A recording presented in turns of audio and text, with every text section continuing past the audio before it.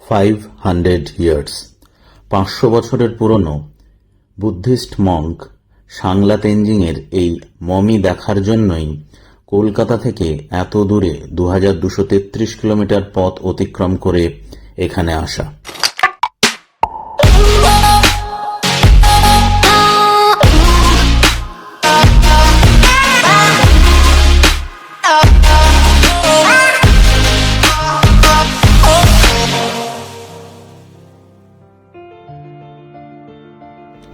Hello friends, কথা দিয়েছিলাম তাই চলে এলাম আর এক নতুন গল্প নিয়ে। আমরা এখন চলেছি নাকো লেক থেকে গিউ মনাস্ট্রির দিকে। তুষারপাত ভালো রকম শুরু হয়ে গেছে। গল্পের সূচনা করলাম এই জার্নির সব থেকে বিপদসংকুল জায়গা মালিং নালা থেকে। এই জায়গা এতটাই বিপদসংকুল যে পাহাড়ের ওপর থেকে যে কোনো সময় এই জায়গায় ধস, বরফ গলা জল, পাথর নেমে এসে বিপদ ঘটাতে পারে। Welcome to Spiti valley in Devbhoomi Himachal. এখন বাজে 4:45, টেম্পারেচার প্রায় 4 ডিগ্রি। নাকো লেক থেকে গিউ ভিলেজ প্রায় 50 কিলোমিটার, যেতে সময় লাগবে 1.25 ঘন্টা মতো। এই আমাদের আজকের রুট ম্যাপ। আমরা নাকো থেকে মালিংনালা, মুনল্যান্ড, সুমদো চেকপোস্ট পেরিয়ে উত্তরে আরো 10 কিলোমিটার গিয়ে গিউ পৌঁছব। স্পিতি কথার অর্থ মধ্যবর্তী স্থান। ভারত তিব্বতের মাঝে অবস্থিত এই স্পিতি উপত্যকা হিমাচল প্রদেশের লাহুল ও স্পিতি নামক জেলায় অবস্থিত। ভারতবর্ষের দ্বিতীয় লাদাখ হিসেবে পরিচিত এই কোল্ড ডেজার্টের সাথে তিব্বত ও লাদাখের বহু ভৌগোলিক এবং সাংস্কৃতিক মিল পাওয়া যায়।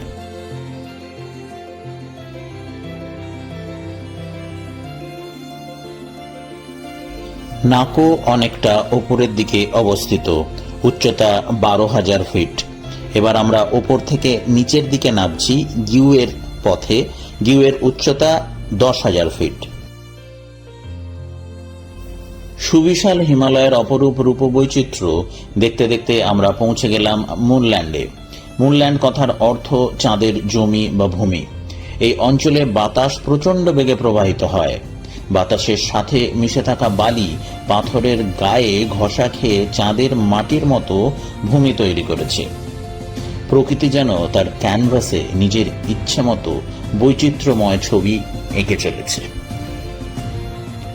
আমার এই গল্প যদি তোমাদের ভালো লাগে, যদি তোমাদের কোনো ইনফরমেশন দিয়ে হেল্প করতে পারি, তাহলে অনুরোধ থাকলো চ্যানেলটিকে লাইক, সাবস্ক্রাইব এবং শেয়ার করে চ্যানেলের পাশে থেকো। আমাকে একটু ইন্সপায়ার করো তোমাদের সামনে আরো নতুন গল্প নিয়ে আসার। গল্প করতে করতে আমরা একদম নদীর তীরে চলে এসেছি। এটাই স্পিতি নদী। স্পিতি নদীর ওপারে দেখা যাচ্ছে আপেল গাছ। হিমাচলে সব থেকে বেশি আপেলের চাষ হয়, তাই সর্বত্রই আপেল বাগান দেখা যায়। আপেল গাছে এখন ফুল ধরলেও ফল ধরে জুলাই আগস্ট মাসে। কথা বলতে বলতে আমরা ব্রিজ পেরোলাম এবং চলে এলাম ছোট্ট গ্রাম নাম চ্যাঙ্গো। এরপর আমরা এগোচ্ছি সুমদো চেকপোস্টের দিকে। অফিসিয়ালি তারপরেই আমরা প্রবেশ করব স্পিতি ভ্যালিতে।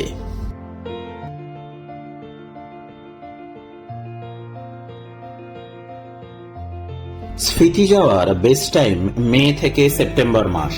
সুতরাং প্রচন্ড গরম থেকে মুক্তি পেতে বা বর্ষাকালে যদি তোমরা পাহাড়ে আসতে চাও, তাহলে বেস্ট অপশন হলো স্পিতি। মিড জুন থেকে সেপ্টেম্বর স্পিতি আসা যায় দুদিক দিয়ে। হয় মানালি দিয়ে, তাহলে প্রথমে পড়বে লাহুল উপত্যকা, আর পর্যটকদের প্রিয় অপর একটি পথ হলো সিমলা দিয়ে। সেক্ষেত্রে প্রথমে পড়বে কিন্নর জেলা এবং পরে স্পিতি। মে মাসে অবশ্য মানালির দিকটা মোস্টলি বন্ধ থাকে স্নোফল হয়ে, তখন একটাই অপশন সিমলা দিয়ে যাওয়া। মিড জুন থেকে সেপ্টেম্বর স্পিতিতে এলে পর্যটকদের উপরি পাওনা প্রচুর আপেল দেখতে পাওয়া। এই সময় গাছে গাছে আপেল ভরে থাকে। আর মে মাসে এলে দেখতে পাওয়া যাবে প্রচুর বরফ আর স্নোফল। আমরা এই সময় ট্রাভেল করা প্রেফার করি। এবার আসি কিভাবে যাবে সেই প্রসঙ্গে। স্পিতি যাওয়ার সব থেকে best option, budget friendly option হলো হিমাচল স্টেট গভর্নমেন্টের বাসে আসা। এই বাসের টিকিট অফলাইন অনলাইন দুভাবেই কাটা যায়। স্ক্রিনে দিয়ে দিলাম এদের ওয়েবসাইটের লিংক। আরো কিছু জানতে চাইলে অবশ্যই কমেন্ট করো। এই নন এসি বাস ছাড়ে দিল্লি, চণ্ডীগড়, সিমলা, রামপুর, রেকনপিও প্রভৃতি জায়গা থেকে ভাড়া 500 থেকে 1,500 টাকা, দূরত্বের ওপর নির্ভর করে। 2 থেকে 4 জন বেড়াতে এলে এবং হাতে সময় কম থাকলে অবশ্যই ছোট গাড়ি ভাড়া করে নেওয়া যেতে পারে। সেই গাড়ি দিল্লি, চণ্ডীগড়, সিমলা থেকে পাওয়া যাবে। ড্রাইভারের কন্ট্যাক্ট চাইলে অবশ্যই কমেন্ট করে জানাও। আর সব থেকে বেস্ট এবং পপুলার অপশন হলো টেম্পো ট্রাভেলারে করে ট্রাভেল করা। সেক্ষেত্রে ভাড়া পড়বে পার ডে 4,500 থেকে 5,500 টাকা, যেখানে ছোট গাড়ির ভাড়া পড়বে 3,500 থেকে 4,500 টাকা পার ডে। রূপকথাকে হার মানাবে এই সৌন্দর্য। নিচে স্পিতি নদী প্রবল স্রোতে বয়ে চলেছে, আর উপরে স্নো ক্যাপড হিমালয়া। আমরা চলে এসেছি সুমদো চেকপোস্টে। মনে হবে অনেক তো হলো, এবার এখানেই স্থায়ীভাবে শান্তিতে বসবাস করি না কেন। আমরা এখান থেকে বাঁ দিকে যাব গিউয়ের উদ্দেশ্যে। বাঁ দিকে, ডান দিকে মুরমি ভিলেজ। আমরা এখন জার্নি করছি আপস্ট্রিম, নদীর স্রোতের উল্টো দিকে। এই দিক দিয়ে আমরা এলাম, আর এই ব্রিজের ঠিক উল্টো দিকে এই দিকটায় আমরা এখন যাব গিউয়ের দিকে। আমরা প্রবেশ করতে চলেছি অফিসিয়ালি স্পিতি ভ্যালিতে। ছোট্ট সারমেয় ছানাগুলি বৃষ্টিতে ভিজে গেছে। এখানকার পশুগুলির গায়ে ফার বা লোম অনেক বেশি, ফর অবভিয়াস রিজন। দেখতে অনেকটা তাই হাস্কির মতো লাগে। জুলে কথার অর্থ ওয়েলকাম। আমাদের অফিসিয়াল ওয়েলকাম হলো স্পিতি ভ্যালিতে। উল্টো দিকে দেখা যাচ্ছে টাবো, কাজা, মানালি যাওয়ার রাস্তা। আমরা আপাতত সোজা যাব গিউয়ের দিকে।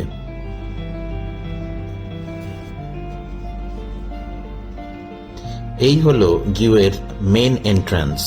বাস আসে এই অবধি। আমরা এবার ডান দিকে যাব। ডান দিকে বাঁকতেই আবার পেলাম বরফের দেখা। কিছুক্ষণ আগে পড়া ফ্রেশ বরফ। আকাশ মেঘলা, আবার শুরু হলো স্নোফল। প্রবেশ করলাম এক মায়াবী স্বপ্নের দেশে। ভারী তুষারপাত শুরু হলো। যেদিকে চোখ যায় দেখি শুধু বরফ আর বরফ। আমরা নাকোতে বিকেলে স্নোফল পেয়েছিলাম, আবার গিউতে এসে ভারী স্নোফল পেলাম।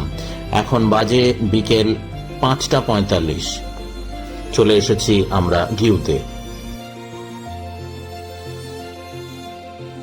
Special thanks to BRO border road organisation, যাদের অক্লান্ত পরিশ্রমে সারা বছর পরিবহন ব্যবস্থা এখানে সচল থাকে।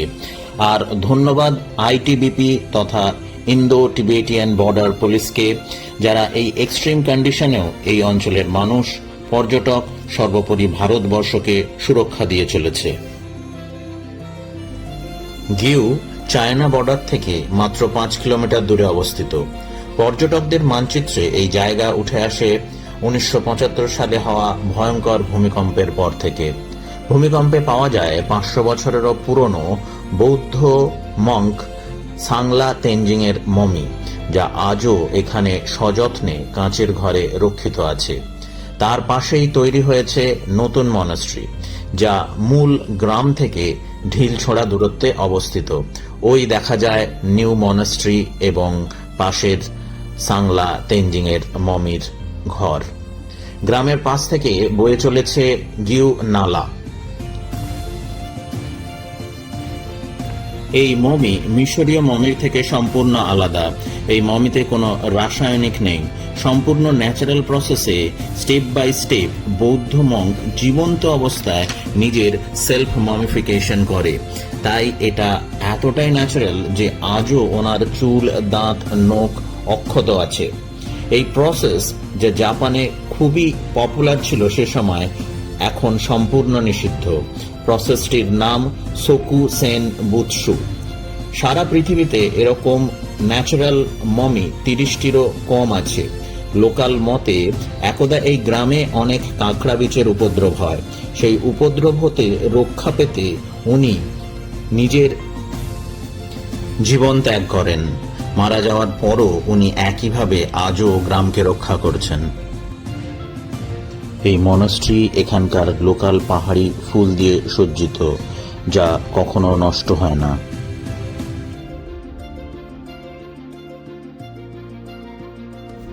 আমি মনে হয় আমার জীবনে এত স্নোফল আগে কখনো দেখিনি।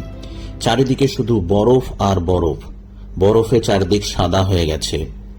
এই তুষার শুভ্র হিমালয়ের মাঝে আত্মবিসর্জনের জীবন্ত ইতিহাস।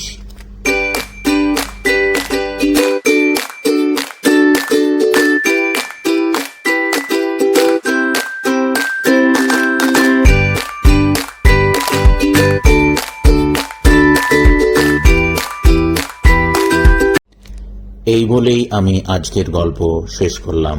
সবাই ভালো থেকো, আমার চ্যানেলের ভিডিও দেখতে থেকো।